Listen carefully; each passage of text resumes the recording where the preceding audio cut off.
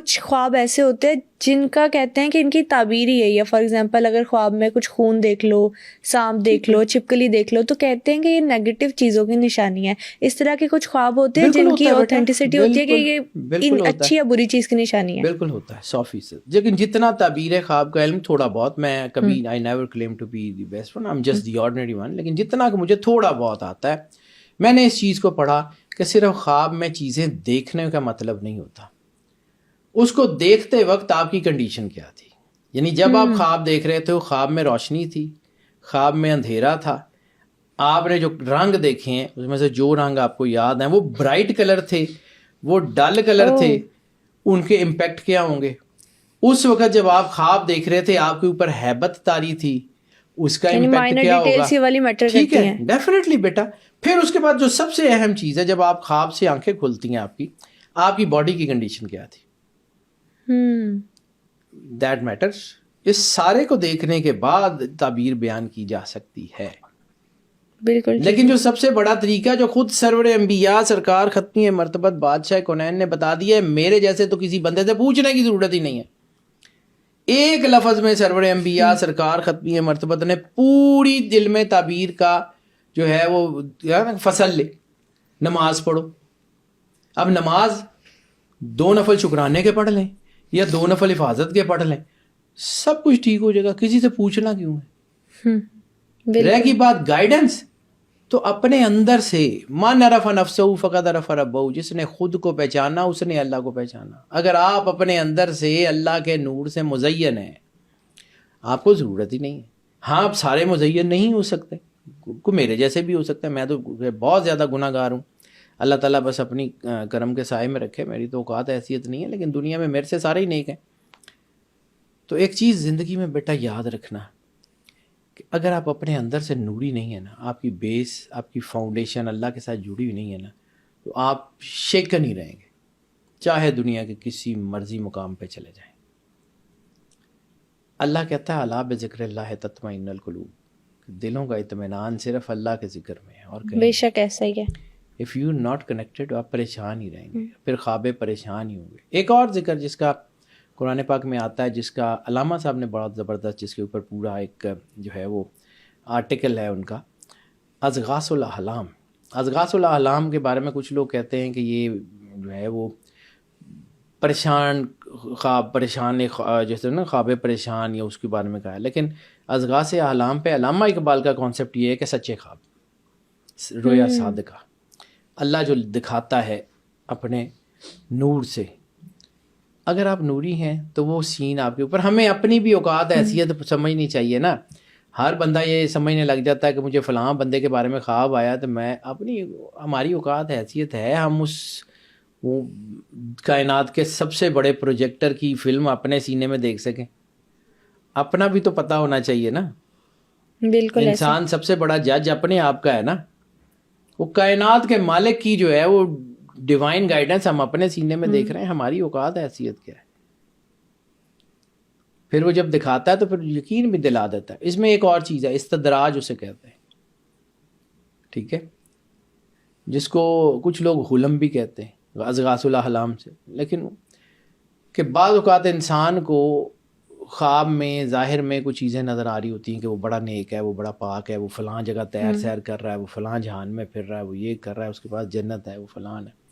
تو اس کا ایک واقعہ حضور غوث اعظم شاہ جیلانی کے دور میں آتا ہے کہ ایک بندہ مشہور ہو گیا کہ وہ جو ہے وہ بہت نیک ہے, وہ بڑا پاک ہے اور وہ بڑا برگزیدہ ہے, اور اس نے دنیا چھوڑ دی اور وہ لوگوں سے ملنا جو ہے وہ ختم ہو گیا. اور پھر اس نے جو ہے وہ لوگوں کو جو ہے وہ یہ کہنا شروع کر دیا کہ میں بڑا نیک ہوں, تم میرے پاس مت آیا کرو, اور لوگوں کو دھتکارنا شروع کر دیا. تو حضور غوث اعظم کو کسی نے آ کے اطلاع دی کہ وہ یہ شخص ہے. آپ نے اپنے کسی شاگرد کو بھیجا, اسے کہو کہ جب تمہیں رات کو ایسا لگے کہ فرشتے تمہیں لینے آئے ہیں تو ایک بار لا حول ولا قوت ضرور پڑھ لینا. تو جب اس نے اس حالت میں کہ فرشتے اس کو لینے آئے ہیں, آسمان کی تیر سیر کرا رہے تھے, تو اس نے جب لا حول پڑھی تو اس نے دیکھا کہ وہ گندگی کے ڈھیر کے اوپر بیٹھا ہوا ہے, اور وہ جو کچھ اس کے سامنے ہے وہ سب گندگی ہے, وہ جنت نہیں ہے, وہ کوئی دنیا کا بہت ہی غلیظ جگہ پہ ہے تو پھر اسے احساس ہوا کہ یہ کیا ہے. کبھی کبھی آنکھ خود سے کھولنے کی ضرورت پڑ جاتی ہے. خواب جہاں انسان کو راستہ دیتے ہیں وہاں گمراہ بھی کر سکتے ہیں. اس لیے سب سے زیادہ ضروری چیز ہے کہ آپ اللہ کے ساتھ کنیکٹڈ ہیں یا نہیں ہیں. بالکل یہ سب اس سے کے ضروری بعد بات اگلی چیزیں ہیں. اس کے بعد اگلی چیزیں ہیں. ایسے ہی یہ اس علم کو سمجھنے سے پہلے اپنے ایمان کا ٹیسٹ بھی کر لینا چاہیے. یہ چھوٹی چھوٹی ڈیٹیلز ہیں بیٹا خواب کی. اب خواب میں آپ اٹھے ہیں تو آپ کے جو ہے وہ بعض اوقات آپ نے بڑا نیک خواب دیکھا اور آپ جب اٹھے ہیں تو آپ کی زبان پہ درود پاک جاری ہے آپ کی, یا آپ کے اندر سے خوشبو آ رہی ہے. تو یہ کچھ چیزیں ہیں جو ڈیوائن جو ہے ڈریمز کی ہیں, جس کی خاص نشانی ہے, جس میں رکت ہے, جس میں پسینے کا آنا ہے, جس میں آنکھوں سے آنسو جاری ہونا ہے, جس میں جو ہے وہ آپ کا جو ہے وہ جسم یا زبان سے آیات کا یا درود پاک کا صادر ہونا ہے. یہ ساری مختلف صحیح سچے خوابوں کی بھی جو ہے وہ نشانیاں ہیں. اور اکثر ہم کو ریئل لائف میں ایک دم سے ہمارے ساتھ ایسا ہوتا ہے کہ کچھ ہیپننگ ہوتی ہے اور ہمیں ایسا لگتا ہے یہ پہلے ہمارے ساتھ لائف میں ہو چکا ہے, ہم خواب میں دیکھ چکے ہیں. بالکل ایسے ہی بیٹا, اور دیکھ چکا ہوتا ہے انسان بعض اوقات, کیونکہ روح ٹریول کرتی ہے. اب وہاں سے جہاں سے آپ نے یہ سوال چھوڑا تھا کہ روح جو ہے یہ ٹریول کیسے کرتی ہے, انسان کے جسم کی روح ہے. رسالت مآب سرکار ختمی مرتبت بادشاہ کونین نے فرمایا کہ نیند موت کی بہن ہے. اور ایک دعا ہے نیند کی, بہت ساری دعاؤں میں سے ایک دعا ہے کہ جب آپ لیٹیں تو اس میں یہ ہے کہ اے اللہ, میں تیرے نام سے اپنے پہلو کو اپنے بستر پہ رکھتا ہوں, اگر تو میری روح کو واپس آنے کا اذن دے دے تو تیری مہربانی ہے, اور اگر تو واپس آنے کا اذن دے تو میری حفاظت بھی کرنا, اور اگر تو میری روح کو روک لے تو مجھے اپنے کرم کے سائے کے نیچے رکھنا. رات کو سونے کی دعا, بہت ساری دعائیں, اس میں سے ایک دعا کا ترجمہ یہ بنتا ہے. پھر وہ بسم اللہ اموت و احیا, کہ بے شک اللہ کا جو ہے اللہ کے نام سے کہ جو ہمیں موت بھی دیتا ہے اور زندگی بھی دیتا ہے.